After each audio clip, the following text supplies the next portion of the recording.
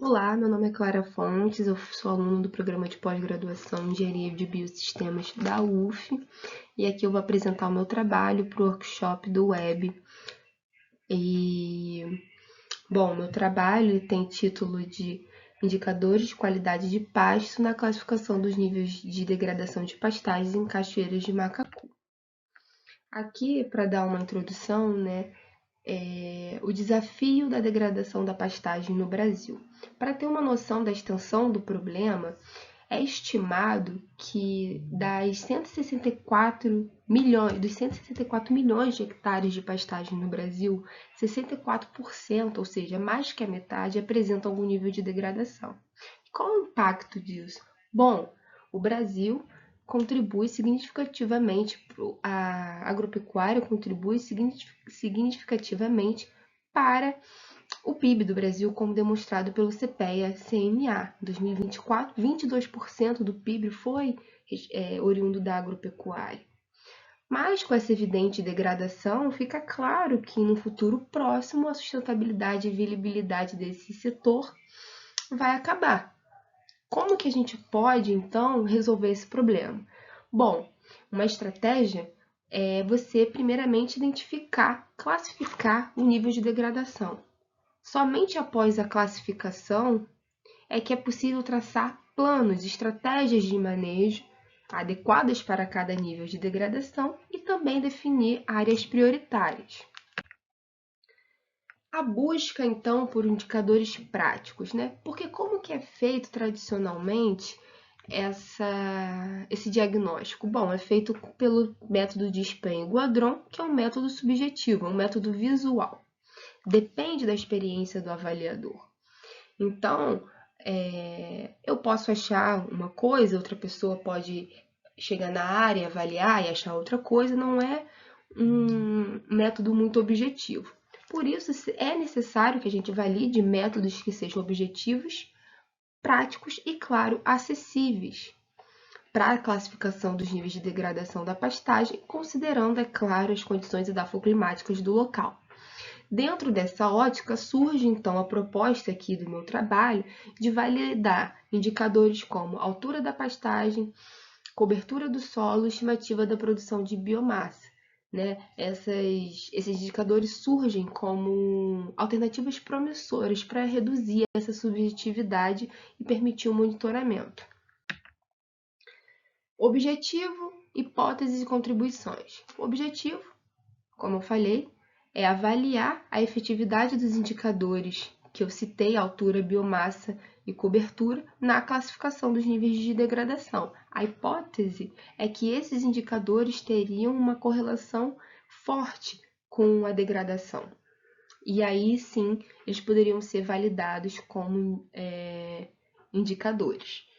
E esse meu trabalho ele contribui com os Objetos de Desenvolvimento Sustentável 13, 2 e 15.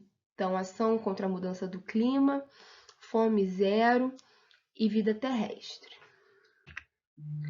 Aqui, já entrando no material e métodos do meu trabalho, ele foi feito na Fazenda Escola da UF e em produtores próximos à Fazenda Escola. O solo em que eu trabalhei foi o latossolo argiloso e foi padronizado o terço médio da encosta. Todas essas áreas estavam cobertas predominantemente com a forrageira braquiária umidícola. Primeiro, então, foi feita essa seleção visual segundo o método de Spen-Guadron, que nós selecionamos nível 1, nível 2 e nível 3, leve, moderado e forte. Foram feitas 4 repetições por tratamento e, como eu disse, foi padronizado o solo e a posição na paisagem. Argissolo e latossolo, e terço médio da encosta. Aqui, para mostrar o que seria o nível 1, aqui na imagem A, então a predominância do vigor da forragem. No B, você já vê um aparecimento de plantas daninhas. No C, você já tem solo exposto e intensa incidência de plantas daninhas, de invasoras. Primeiro foi feita, então, a avaliação do método da cobertura pelo método da corda. Então, a gente estica uma corda de 50 metros, marcada a cada 10 metros. Em cada ponto, a gente faz a observação. Essa corda, ela é posicionada depois, né, a 10 metros para baixo. 1 metro para baixo até completar 10 metros, desculpa. E no total a gente vai ter uma parcela de 500 metros quadrados e 50 pontos de observação. Como assim? Em cada ponto, né, em cada 10 metros que a corda está marcada, a gente vai avaliar o que está embaixo. Então, aqui na letra A, planta daninha, forrageira. Então, a gente marca forrageira. Se cair planta daninha, aqui na B e na C, né, planta daninha de folha larga e na C, folha estreita, a gente marca planta daninha. E D, solo exposto. Então, ao longo da parcela, nós vamos ter esses 50 pontos de observação. Nos mesmos 50 pontos, a gente vai avaliar a altura pelo método da régua. Então, a gente analisa ali a altura da forragem. No caso de bater em uma planta daninha, a gente analisa a altura da forrageira mais próxima. E solo exposto, a altura é 0. A estimativa da biomassa a gente também faz dentro da mesma parcela, então a gente traça aqui, né, igual está aqui esse transecto vermelho, de modo dentro da parcela, de modo que seja representativo, né? E esse método consiste nesse retângulo, né, de área conhecida aqui de 0,25 metros quadrados para delimitar a área de corte. Então, a gente delimita a área de corte com uma foice serrilhada, a gente recorta toda essa biomassa, coleta, leva para o laboratório, seca e depois a gente tem a determinação da biomassa seca. Depois a gente faz, né, claro, a estatística, então, teste de variância, ANOVA, teste de Tucker, correlação de Pearson, tudo feito no ambiente, né, do software R. Resultados aqui, discussão. Os indicadores de qualidade de pastos, eles revelaram uma clara distinção entre os níveis de degradação da pastagem, validando esse método, né, para diagnosticar o nível de degradação. Aqui a gente observa a cobertura, né, a taxa de cobertura pelo método da corda, que variou significativamente de N1 para N3. Isso mostra, né, que, bom, no N1 você tem muito mais forragem, já no N3 você já tem uma participação de planta daninha e de solo exposto muito maior. Essa perda, né, da forragem mostra, né, a perda da resiliência, né, do sistema, né, e mostra a competitividade que essas plantas começam a ter pela presença das plantas daninhas. A altura da pastagem também se mostrou muito sensível aqui, né, estatisticamente falando, e a gente vê uma drástica redução na altura da forrageira, o que é claro. Aqui a gente tem uma forrageira no nível 1 muito mais vigorosa do que no nível 3, né?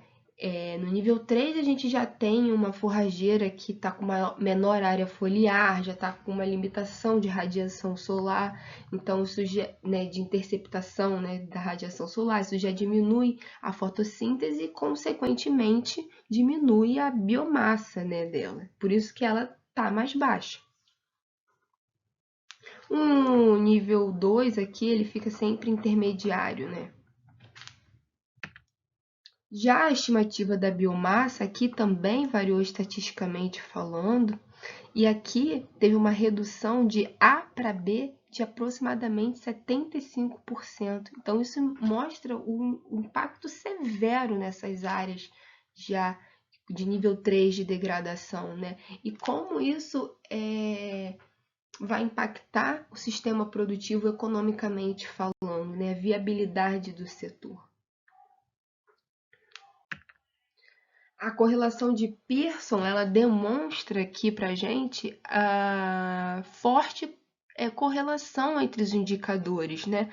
De modo que a altura, obviamente, tem uma forte correlação com a biomassa, né? Quanto maior a biomassa, maior a altura, a forragem está vigorosa. E a forragem, né? Ela tem uma correlação negativa com a planta daninha, né? Mostrando que a presença da planta daninha tem uma intensa competição por recursos de uma forma geral com a forragem. E aí você vai ter uma forragem muito menos vigorosa. Então, aqui para fechar, né,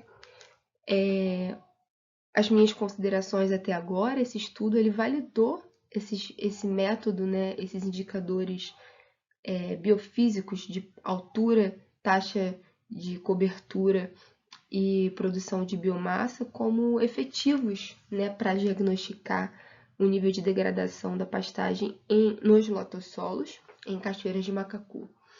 Essa correlação forte entre as variáveis, elas demonstram que, na verdade, elas agem em conjunto, né, refletindo o processo de degradação. É um processo que ele vai aumentando, né, e uma coisa vai levando a outra. E esse método, então, por ele ser prático, fácil e acessível, ele viabiliza, né, o diagnóstico de forma assertiva e rápida na propriedade para que você, o produtor, o técnico, tome ali a decisão, né, de manejo a ser adotado e permita ali intervenções de correção, né, antes que a degradação ela atinja níveis mais severos. Então, foi muito importante validar esses métodos e com certeza eles vão ser bem utilizados. Aqui minhas referências do trabalho e eu agradeço a atenção. Queria agradecer à Embrapa Solos, né, ao Projeto Rasco, ao Projeto Fértil Brasil, ao Pronasolos, pelo suporte financeiro, assim como também agradecer à Fazenda Escola por me permitir o meu trabalho e aos produtores que também cederam suas áreas para fazer minhas avaliações. Quaisquer dúvidas, podem entrar comigo em contato. Obrigada!